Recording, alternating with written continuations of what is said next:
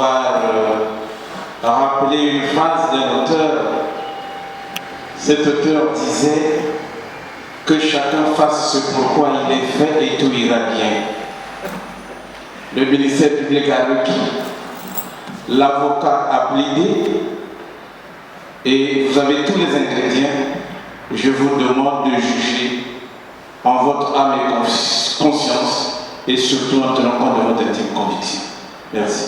Moutis Guy Berlin Alphonse, âgé de 41 ans et de nationalité congolaise, a été condamné à 8 ans de prison de travaux forcés, flanqué de 1 500 000 d'amende à payer à l'État congolais à titre de dommages et intérêts, pour attentat à la sécurité de l'État et vol d'armes. Il a été jugé jeudi au 11 août 2020 par la Cour d'appel de Pointe-Noire au cours de la session criminelle. La Cour vient de délibérer dans l'affaire ministère public de l'État congolais contre Moutis Guy Berlin Alphonse, poursuivi pour attentat à la sûreté de l'État. La Cour et le juré, après en avoir délibéré conformément à la loi, la Cour et le jury ont répondu ainsi qu'il suit aux questions ci-après. Question numéro 1. Est-il établi que courant la période allant du 16 octobre au 16 novembre 2015, et plus exactement à la date du 1er novembre, une arme du type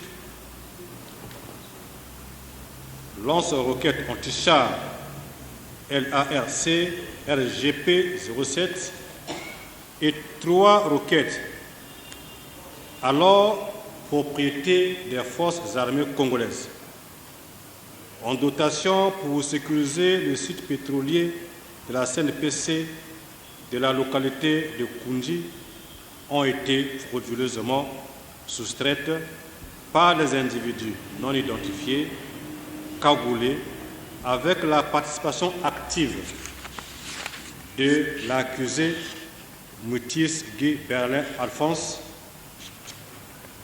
en exécution d'une entreprise concertée avec le commandant Babissat. Réponse. La Cour et le jury, à la majorité de 7 voix au moins, ont répondu oui.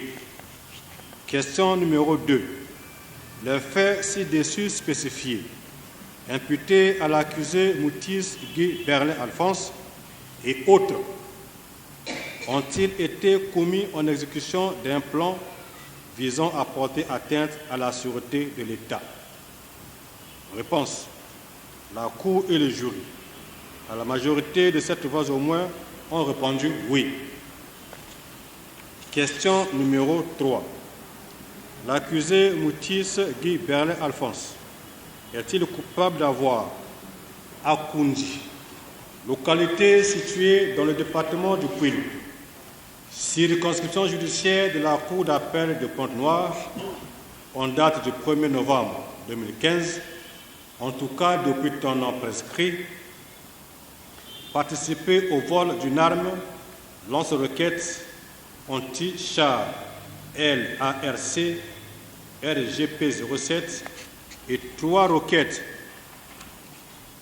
en association avec un groupe d'individus aux ordres du commandant Babissat, avec cette circonstance que le dit vol a été commis à l'occasion d'un plan concerté et mis en œuvre dans le but de porter atteinte à la sûreté de l'État. Fait prévu et puni par les articles 87, 88, 89, 377 et 401 du Code pénal. Réponse. La Cour et le jury, à la majorité de 7 voix au moins, ont répondu oui. Question numéro 4. L'accusé Moutis Guy Berlin peut-il bénéficier des circonstances atténuantes? Réponse. La Cour et le jury, à la majorité de 7 voix au moins, ont répondu non. Question numéro 5. La constitution de partie civile de l'État congolais est-elle recevable? Réponse. La Cour et le jury, à la majorité de 7 voix au moins, ont répondu oui. Question numéro 6. Cette constitution de partie civile de l'État congolais est-elle fondée? Réponse. La Cour et les jurys, à la majorité de cette voix au moins, ont répondu oui, par ces motifs. Statuant publiquement, contradictoirement en matière criminelle, en premier et dernier ressort, sur l'action publique, déclare l'accusé Moutis Guy Berlin Alphonse coupable des faits mis à sa charge. En répression de faisant application de la loi, le condamne à la peine de 8 ans de travaux forcés.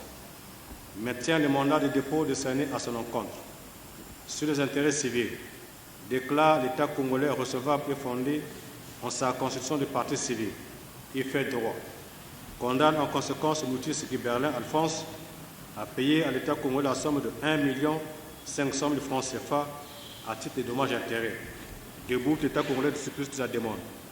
Fixe la durée de la contrainte par corps à 3 mois pour le recouvrement des dommages et intérêts et les frais de justice. Le tout en application des articles 87, 88, 89, 379 et 401 du Code pénal.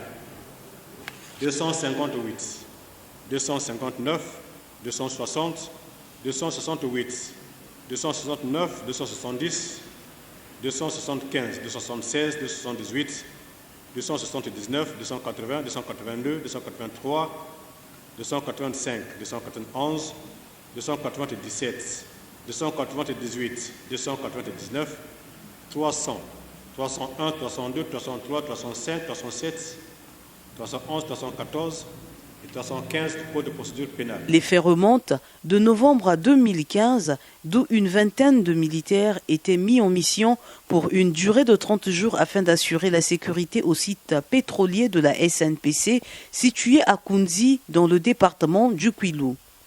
Pour l'accomplissement de leur mission, ils étaient dotés en armes et munitions de guerre. En date du 1er novembre 2015, en l'absence de ces chefs de mission, disparaissait une arme de type lance-roquettes anti-char LARC RG-PO7 et 3 roquettes. Le commandant de la zone de défense numéro 1 de Pointe-Noire, informé de cette affaire, diligentait une enquête interne qui aboutissait à la dénonciation du sergent Moutis Guy Berlin Alphonse en qualité de témoin ayant vécu les faits. Celui-ci déclarait d'avoir été victime d'un braquage par des individus non identifiés portant des cagoules. Quand je descendais, comme j'aime chanter et siffler, j'étais en train de descendre, j'étais en train de chanter en sifflant. Avant de finir les marches, on me pousse. Quand on me pousse, je cherche à me retourner, là on me pointe là. Le type était dans la partie là. Cagoulé, et là, j'avais comme un Libanais. Il me dit, si tu bouges jusqu'à bas, c'est pas seulement vous qui avez trouvé les armes. Où est l'arme? Où est l'arme? Là, on était côté de moi. Et mentionné que je fais, j'avais seulement fait la même chose. Mais là où j'étais, je ne pouvais pas voir ni la porte ni la fenêtre. Parce que ça, c'est le caillou, ça, c'est la maison. La maison franche comme ça. Je suis resté là. Après, ça a sifflé dans l'air. Le monsieur est parti. Et là où j'étais resté, j'étais devenu lourd. Car j'étais sûr de me passer. 20 ans, je me suis passé là. Quand mon appareil était à la charge, je suis allé voir mon téléphone. J'ai pris mon téléphone. Après mon téléphone, j'ai vu la télé. La télé était allumée. Je me disais que la télé, le CD a été calé. J'ai enlevé le CD là, j'ai changé le premier CD, ça marchait. J'ai enlevé, j'ai changé le deuxième CD, ça marchait. Mais la maison là, depuis que j'ai commencé l'émission là-bas, ça fait 6 missions que j'ai effectuées là-bas. 24 heures sur 24, notre poste principal reste toujours ouvert. 24 heures sur 24, nos armes sont là. Celui qui était de service, ce jour-là, c'est le sergent Coulon, qui était de service. Mais pendant que je venais pour prendre mon téléphone avant qu'on me soit c'est lui qui était de service. Mais je ne sais pas qu'est-ce qu'il avait poussé de libérer la maison, de laisser la maison vide. de nous rejoindre à la paillote. Les armes sont dans la maison. Parce que l'arme a été prise au niveau de la fenêtre. Les clés de la porte de la maison. Lors de la dite enquête, Mouitis Guy Berlin Alphonse dénonçait le commandant Babissat Servé Magloire qu'il instruisait de remettre l'arme aux personnes qui se présenteraient devant lui. Je sors de son bureau, je traverse le reste, c'est le commandant Babissat, qui descendait les marches du bureau, qui venait me croiser, tout juste au premier palmier du côté droit, après les rails. Quand je vais, il commence à parler. Quand il parle, moi je me dis, comme c'est un chef qui parle, quand je veux continuer à marcher, il dira que l'élément là est discipliné. Il commence à parler, moi je parle. Il a parlé, il a dit, Sergent Mouitis, je vais envoyer les gens venir prendre l'arme. Je vais envoyer les gens venir prendre l'arme. J'ai des gens, oui. Je veux envoyer les gens pour venir prendre l'arme. Voilà. Ne sachant pas de quelle arme il parlait. Comme lui et moi, on ne s'accordait pas. Je suis parti. Je suis sorti de l'état-major, je suis allé chez moi, dans les ateliers. J'ai pris ma petite amie, comme ça nous l'avait. Déféré au parquet de la République le 31 mai 2019 où une information judiciaire est ouverte en l'absence de l'un des acteurs, le commandant Babissat Magloire, décédé le 21 janvier 2019. Représentant la défense, Maître Moussunda n'a pas manqué de s'exprimer à notre micro. Je sais une chose, que la procédure n'a pas été respectée depuis le commencement jusqu'à ce jour. Mon client a fait 3 ans et 6 mois dans un camp militaire, ce qui n'est pas normal. Et on pense que le droit, ce n'est que du côté de l'armée, pas du côté des autres. Il n'y a pas de problème. Peut-être qu'il y a eu non-connaissance des règles de droit. Ça, je ne sais pas trop. Mais c'est une décision qui vient d'arriver. Et moi, l'avocat, je suis très heureux parce qu'au moins, il y a eu un procès. Et mon client, tout de suite, vient de me dire, maître, je ne suis pas d'accord avec la décision. Et donc, je pense, à son avis, tel qu'il vient de me le dire, on va aller devant la Cour suprême pour réagir. Et si on peut avoir une décision favorable, il n'y a pas de problème. Ce qui est vrai, c'est qu'il a déjà fait 5 ans de détention. Et pour moi, je pensais même qu'il fallait même qu'il s'arrête. Mais lui, il pense peut-être qu'il faudrait qu'on aille devant la Cour suprême. Donc on va discuter avec mon client et s'il estime qu'on aille, on ira. Et l'avocat n'a pas de volonté, il n'a que la volonté de son client.